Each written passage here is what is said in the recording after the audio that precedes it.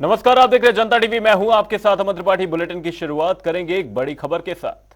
बड़ी खबर, बड़ी जानकारी सामने आ रही है। आपको बता दें, इस वक्त की बड़ी खबर, आईजीएमसी से निकाले गए कर्मियों का प्रदर्शन जारी है। वहीं राजभवन के बाहर पहुंच चुके हैं सुरक्षाकर्मी। इस दौरान शिमला से बड़ी खबर आपको बता रहे, मुंह पर काली पट्टी बांधकर रोष जताया है। वहीं इन कर्मियों की ओर से कहा गया कि नौकरी न मिलने पर उग्र आंदोलन किया जाएगा। प्रदेशाध्यक्ष विजेंद्र मेहरा ने इस दौरान साथ दिया है। बड़ी खबर, बड़ी जानकारी शिमला से आपको बता रहे हैं, आईजीएमसी से निकाले गए कर्मियों ने प्रदर्शन किया है। राजभवन के बाहर पहुंच चुके हैं प्रदर्शनकर्मी। वहीं मुंह पर काली पट्टी बांधकर गुस्सा जताते हुए नजर आ रहे हैं।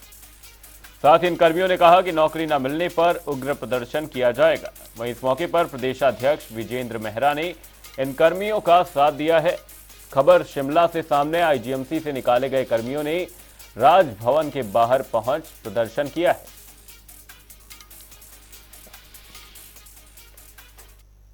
सीआईटी की ओर से आज जो है राजभवन आए हैं और आज जो ये प्रदर्शन अब कर रहे हैं, आपको मालूम है आज पूरा एक महीना हो गया। आईजीएमसी के अंदर जो 20 सुरक्षा कर्मचारी थे, आज भी उनको नौकरियों पर वापस नहीं लिया गया है।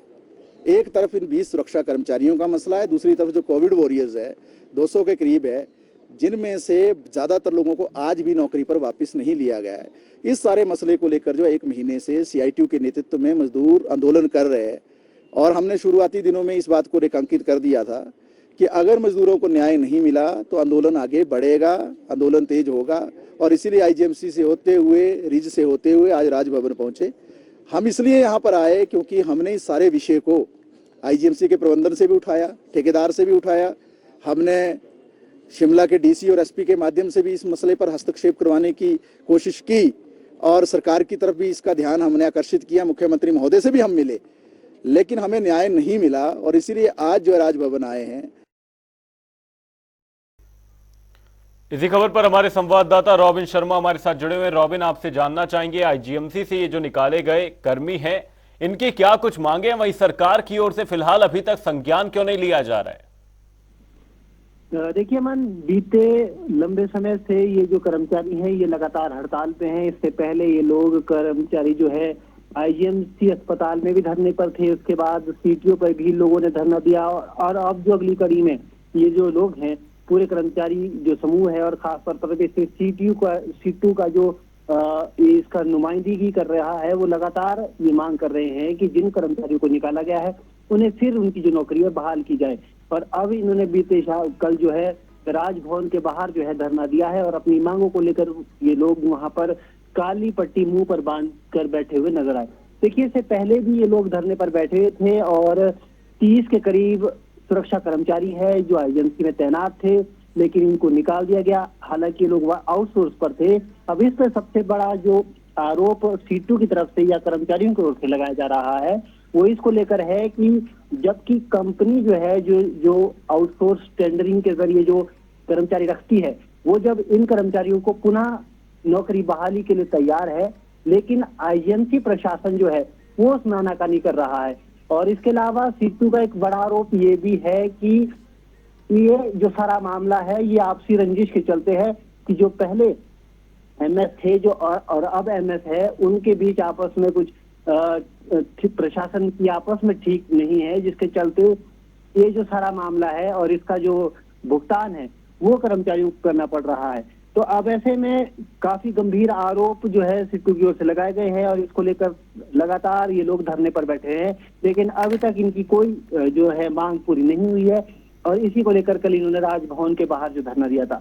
तो इसके अलावा आउटसोर्स कर्मचारी भी इनके साथ वहां मौजूद दिखे, क्योंकि आउटसोर्स कर्मचारियों को भी जो हिमाचल प्रदेश सरकार ने कोविड के समय में कोविड वॉरियर के तौर पर तैनात किया था, उनको भी निकाला गया है। तो वो भी निश्चित तौर पर धरने पर बैठे हुए हैं इनके साथ और लगातार ये मांग कर रहे हैं कि उन्हें फिर बहाली जो है उनकी नौकरी की जाए, क्योंकि कठिन समय में उन्होंने जो है नौकरियां दी है। उस समय में जब लोग घर से बाहर निकलने के लिए डर रहे थे, जब लोग एक दूसरे को छूने से गुरेज कर रहे थे, ऐसे समय में कोविड वॉरियर्स ने तमाम जगहों पर जो है नौकरी दी है।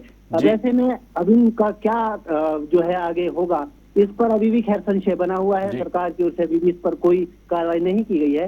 तो ऐसे में लगातार ये लोग अभी धरने पर हैं। तब देखना होगा कि सरकार इस पर क्या फैसला आगे जो है कर पाती है। जी जी रॉबिन, बने रहिएगा हमारे साथ। जल्दी आपका रुख करेंगे शिमला से खबर सामने, जहां पर मुंह पर काली पट्टी बांधकर कर्मियों ने रोष जताया है। करेंगे एक बड़ी खबर का, बड़ी खबर, बड़ी जानकारी सामने आ रही है।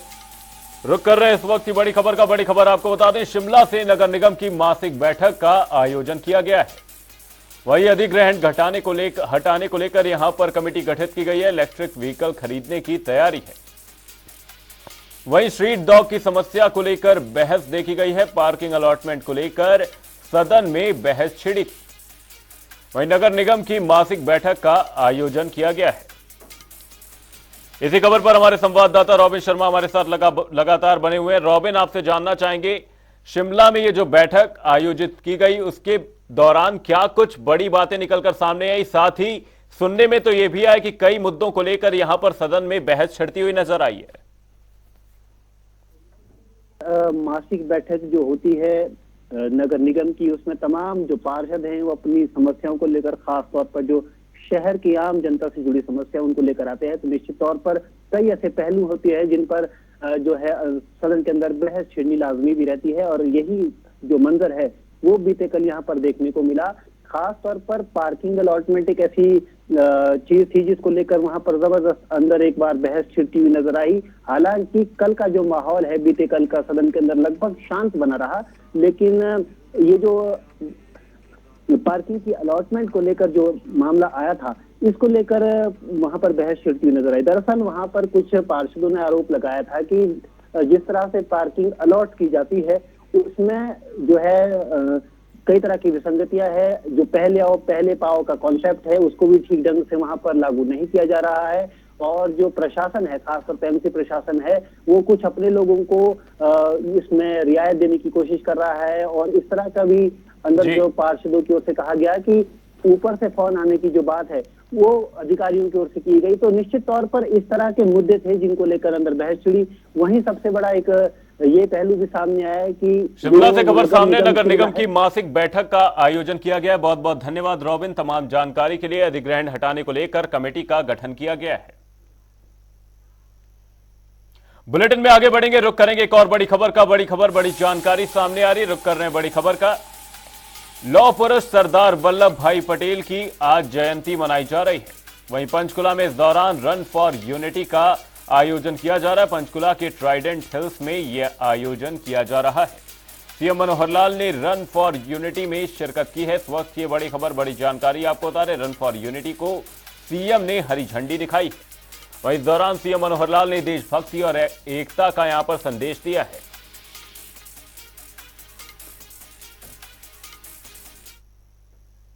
है कि 31 अक्टूबर हर वर्ष run for unity Sardar Vallabh भाई पटेल जी की जयंती के दिन सारे देश भर में होती है। लाखों करोड़ों लोग, छोटे बड़े, महिला पुरुष, नौजवान बूढ़े, सब इसमें भाग लेते हैं। मेरा ये सौभाग्य है कि पिछले कई वर्षों से मुझे भी हर वर्ष किसी न किसी स्थान पर रहने का मौका मिलता है। आज पंचकुला के इस क्षेत्र के अंदर, और एक प्रकार की एक बड़ी यात्रा पहली बार इस क्षेत्र में मुझे लगता हुई है। इसका एक संदेश यही है कि देश को आज़ाद कराने वाले रणबांकुरों ने अपने बलिदान दे करके बड़ी मुश्किल से आज़ादी ली है। इसकी एकता और अखंडता ये हमेशा बनी रहे, ये भाव लोगों के, नागरिकों के मन में आता रहे। सरदार वल्लभ भाई पटेल इसके एक प्रतीक के रूप में उनकी जयंती का दिन इसलिए चुना है कि जब देश आज़ाद हुआ उस समय 562 रियासतों में ये देश बटा हुआ था। उन्होंने बिना किसी विवाद के सब लोगों को तैयार किया। राजे महाराजे, छोटे बड़े, रियासतों के सारे जितने मंसूबेदार थे, उन सबको भारत के संविधान के अंतर्गत, शासन व्यवस्था के अंतर्गत आने के लिए राजी किया। सरदार वल्लभ भाई पटेल जिन्होंने देश को एक करने के लिए, देश की एकता के लिए 562 रियासतों को देश के अंदर सम्मिलित किया। आज ऐसे लौह पुरुष का जन्मदिन है, और आज पूरे देश के अंदर उनके जन्म दिवस को राष्ट्रीय एकता दिवस के रूप में मनाया जाता है। मैं सभी देशवासियों को, विशेष तौर पर युवाओं को बधाई देता हूं। आज जिस प्रकार से रन फॉर यूनिटी का जो एक कार्यक्रम, जिसमें हजारों की संख्या में युवाओं ने भाग लिया, आदरणीय मुख्यमंत्री जी ने फ्लैग ऑफ किया, धालपुर में आयोजित दशहरा उत्सव के अंतिम दिन कुल्लू कार्निवाल का आयोजन किया गया, जहां देश विदेश के कलाकारों ने अपनी संस्कृति का प्रदर्शन किया। तो वहीं इस कुल्लू कार्निवाल में विधानसभा अध्यक्ष कुलदीप पठानिया और सांसद प्रतिभा सिंह भी शामिल हुए। कुल्लू कार्निवाल धालपुर के रथ मैदान से शुरू होते हुए मॉल रोड से गुजरा और हजारों लोगों ने कार्निवाल में विभिन्न संस्कृतियों के दर्शन भी किए। कुल्लू का ये दशहरा जो अंतर्राष्ट्रीय स्तर के ऊपर प्रदेश में हम मनाते हैं और ये अपने आप में एक अद्भुत है। और यहाँ की जो हमारी स्थानीय संस्कृति है उसका महाकुंभ है। दशहरे के रूप में स्थानीय देवी देवता सारे इकट्ठे होते हैं और सारे लोग, विशेष रूप से कुल्लू जिला के लोग का ये अपना उत्सव है, अपना मेला है और अपने तरीके से उसको जो है वो मनाते हैं। और अंतर्राष्ट्रीय स्तर के जो हमारे सांस्कृतिक दल थे वो भी इस बार सम्मिलित हुए हैं और इस बार का ये दशहरा अपनी आप में एक नए रूप में है और जिसमें वर्तमान मुख्यमंत्री और यहाँ से हमारे जो विधायक और सीपीएस हैं सुंदर सिंह ठाकुर जी, भुवनेश्वर गौड़ जी और कांग्रेस के सारे साथी, उन्होंने बहुत अच्छे तरीके से इसका आयोजन किया है। प्रशासन ने बहुत अच्छे तरीके से इसका आयोजन किया है। नाहन के धौला कुआं में स्थित आयरन वैली फैक्ट्री के खिलाफ स्थानीय ग्रामीणों का विरोध लगातार जारी है। ग्रामीण पिछले 4 दिनों से आमरण अनशन पर बैठे हुए हैं। ग्रामीणों ने आयरन वैली उद्योग पर प्रदूषण फैलाने के आरोप लगाए हैं। इसके विरोध में स्थानीय ग्रामीणों ने प्रदूषण नियंत्रण बोर्ड का पुतला फूंका है। साथ ही ग्रामीणों का आरोप है कि कई बार शिकायतों के बावजूद शासन प्रशासन कोई कार्रवाई नहीं कर सका है, जिसका सीधा खामियाजा यहां लोगों को भुगतना पड़ रहा है। समस्या है, एक तो हमारे को काली तार ने बहुत परेशान किया वहाँ और ऐसे ऐसे बच्चे जो अभी गर्म में ही हैं उनको भी सांस की प्रॉब्लम होगी। और हम खेत में काम करते हैं, सुबह शाम हाथ पैर काले है, बहुत बुरा हाल है। बस हमारी फसलें भी खराब और नस्लें भी खराब है। फसल और नस्ल को बचाने के लिए हमने ये कंपनी के प्रदूषण के खिलाफ ये विरोध प्रदर्शन हमारा 22 दिनों से जारी है। हर लोगों के पाँव काले हो रहे हैं और जैसे ही हम अपनी फसल काटते हैं तो ऐसा लगता है कि हम किसी कोयले की खान में काम कर रहे हैं। इतने काले हम हो जाते हैं। लोग गंभीर बीमारियों से ग्रस्त हो रहे हैं, जैसे कैंसर, टीबी, दमा, ऐसी बीमारियों से हमारे लोग ग्रस्त हो रहे हैं। और ये तो अगर ऐसे ही 2-4 साल और चल गया तो हमारी फसल और नस्लें बर्बाद कर देगा ये।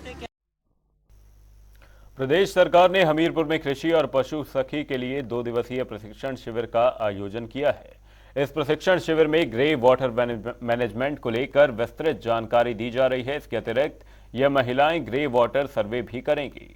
तो वहीं जिला परियोजना अधिकारी अस्मिता ठाकुर ने बताया कि इस 2 दिवसीय प्रशिक्षण शिविर में 150 कृषि सखी और पशु सखी महिलाएं हिस्सा ले रही हैं।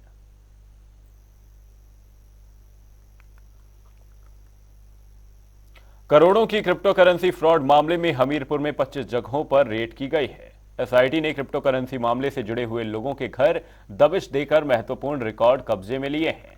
तो वहीं पुलिस ने मामले में कई लोगों से पूछताछ भी की है। अतिरिक्त पुलिस अधीक्षक अशोक वर्मा ने रेड की पुष्टि करते हुए बताया कि हमीरपुर के नादौन, सुजानपुर और बड़सर थाने के तहत कार्रवाई अमल में लाई गई, जहां पुलिस ने विभिन्न जगहों से बैंक रिकॉर्ड, लैपटॉप और मोबाइल कब्जे में लिए हैं। एसआईटी जो हमारी क्रिप्टो करेंसी का केस देख रही है उसके अफसर्स आए थे। उनके साथ हमने थाना नादौन, सुजानपुर, हमीरपुर और थाना बड़सर के जो अधिकार क्षेत्र हैं उनमें हमने एसआईटी के साथ रेड की है और वहाँ से कुछ हमें महत्वपूर्ण जानकारियाँ मिली हैं जो भी शेयर नहीं की जा सकती।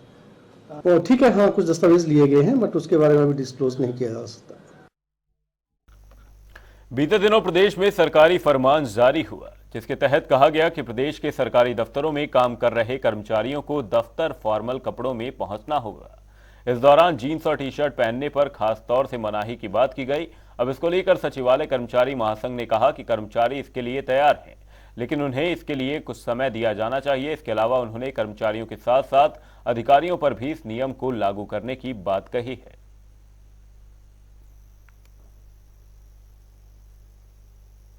पीएम की जन कल्याणकारी योजनाएं। पीएम आवास योजना से लोग लाभान्वित हुए, जहां पर 1820 लाभार्थियों को दी गई राशि। प्रधानमंत्री नरेंद्र मोदी ने जनहित के लिए कई कल्याणकारी योजनाएं चलाई हैं। इन्हीं में से एक प्रधानमंत्री आवास योजना है, जिसके तहत उन लोगों को मकान की राशि मुहैया होती है जिनके मकान मिट्टी के हैं या टूटने की कगार पर हैं, ताकि वो लोग इस राशि से अपना आशियाना बना सकें। तो वहीं तीसा विकासखंड के भी 1820 लाभार्थियों को प्रधानमंत्री आवास योजना के तहत मकान की राशि मुहैया करवाई गई है। सर, मेरे पास 2020-21 और 21-22 का डाटा पड़ा हुआ है। इसमें हमारे 1820 घर स्वीकृत किए गए थे, जिसमें से 1795 घर जो हैं वो कंप्लीट हो चुके हैं। अब सिर्फ 25 घर जो हैं वो शेष हैं, वो भी हो जाएंगे। राज्य स्तरीय अंडर 19 गर्ल खेलकूद प्रतियोगिता का समापन हो गया है, जिसमें सोलन की टीम ने अपना बेहतरीन प्रदर्शन करते हुए कबड्डी प्रतियोगिता में विनिंग ट्रॉफी अपने नाम की है। 3 दिन तक चली इस खेलकूद प्रतियोगिता में 12 जिलों की 534 छात्राओं ने भाग लिया। तो वहीं प्रतियोगिता के समापन पर स्वास्थ्य मंत्री धनीराम शांडिल्य ने बतौर मुख्य अतिथि शिरकत की।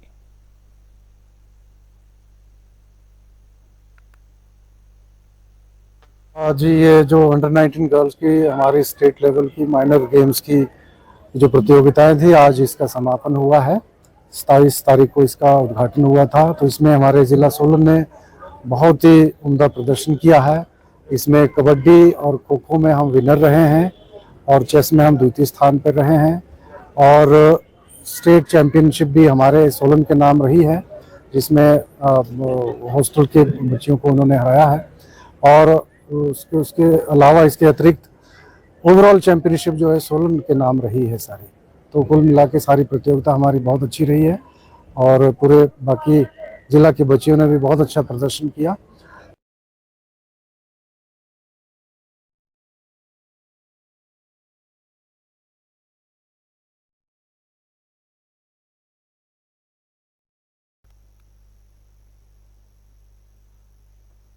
क्रिप्टो करेंसी ठगी मामले के मास्टरमाइंड को एसआईटी टीम ने दिल्ली से गिरफ्तार करने में सफलता हासिल की है। ठगी का मामला सामने आने के बाद से करीब 1.5 महीने से पुलिस को चकमा दे रहा था।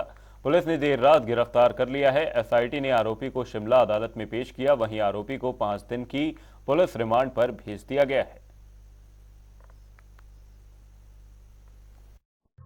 जैसे आपको मालूम ही है कि एक पालमपुर पुलिस स्टेशन में क्रिप्टो करेंसी के संबंध में एक एफआईआर रजिस्टर हुई थी, जिसमें इनिशियली हेमराज एंड सुखदेव नाम के व्यक्ति जो चेन में काफ़ी ऊपर थे और मैन एक्यूज थे, उन्हें अरेस्ट किया गया था। उसमें रिसेंटली जो चेन में उन्हीं के साथ टॉप में था, अभिषेक करके, ऊना बंगाना का रहने वाले, उन्हें अरेस्ट किया गया था। और जो भी अभी तक की इन्वेस्टिगेशन है और उसके आधार पे कुछ एक लोकेशंस को आइडेंटिफाई करके 41 प्लेसेस पे कल एसआईटी ने रेड की है, जो डिस्ट्रिक्ट पुलिस के असिस्टेंट से। और जो भी वहाँ पे इस एविडेंसेस मिले हैं, चाहे डिजिटल हो चाहे कागज़ पे हो, उन सबको लिया गया है और उन सबको अभी परयूज़ किया जा रहा है। अकॉर्डिंगली जो भी उनमें क्लूज जनरेट होंगे, उसके आधार पे फर्दर प्रोसीड किया जाएगा इन्वेस्टिगेशन में। बीडीएस सदस्यों का 1 दिवसीय प्रशिक्षण शिविर घुमारवी में आयोजित किया गया। शिविर में विशेष रूप से केंद्रीय मंत्री अनुराग ठाकुर पहुंचे और जनप्रतिनिधियों के शिविर का उद्घाटन करते हुए केंद्रीय मंत्री अनुराग ठाकुर ने केंद्र सरकार की चलाई जा रही गरीबी कल्याण की योजनाओं के साथ साथ केंद्र सरकार की अन्य योजनाओं की जानकारी भी जनप्रतिनिधियों को दी। हिमाचल में कांग्रेस भी फेल और उनकी गारंटियां भी, और इसका खामियाजा इनको बाकी राज्यों में भुगतना पड़ेगा। हिमाचल की लाखों बहनें इंतजार कर रही कब खाते में 1500 रुपये महीना आएगा। 10 महीने बीत गए, 10 पैसे भी नहीं आए। बिजली के बिल माफ हमने किए थे, इन्होंने तो वापस बिजली के बिल भेज दिए। इन्होंने कहा था हम बिजली माफ करेंगे, दुगने बिल आ रहे हैं। पानी जिसके बिल आने बंद हो गए थे, इन्होंने बिजली के साथ साथ पानी के बिल भी भेजने शुरू कर दिए। इन्होंने कहा था 2 रुपये किलो गोबर खरीदेंगे, किसी का नहीं खरीदा। यहां 10 महीने में नहीं किया और अब बाकी राज्यों में कहते हैं हिमाचल जैसी गारंटियां हम यहां पर देंगे। तो मैं राजस्थान, छत्तीसगढ़, मध्य प्रदेश, तेलंगाना के सभी भाई और बहनों से कहना चाहता हूं, ये कांग्रेस की झूठी गारंटियां हैं। ये हिमाचल में भी फेल है, कर्नाटक में भी फेल है। हम लोग चुने हुए प्रतिनिधियों का प्रशिक्षण करवाते हैं, चाहे वो विधायक हो, सांसद हों, और पंचायती राज को और सशक्त करने के लिए, ताकि हमारे चुने हुए प्रतिनिधि अपने काम को और ताकत के साथ कर सकें, विकास कर सकें। और मोदी जी का संदेश जो है कि गांव गांव तक हमने विकास की गंगा बहानी, उसको हम लगातार कर रहे हैं। बुलेटिन में फिलहाल के लिए सिर्फ इतना ही। कहीं जाएगा नहीं। जनता टीवी पर खबरों का सिलसिला रहेगा जारी। तब तक के लिए नमस्कार।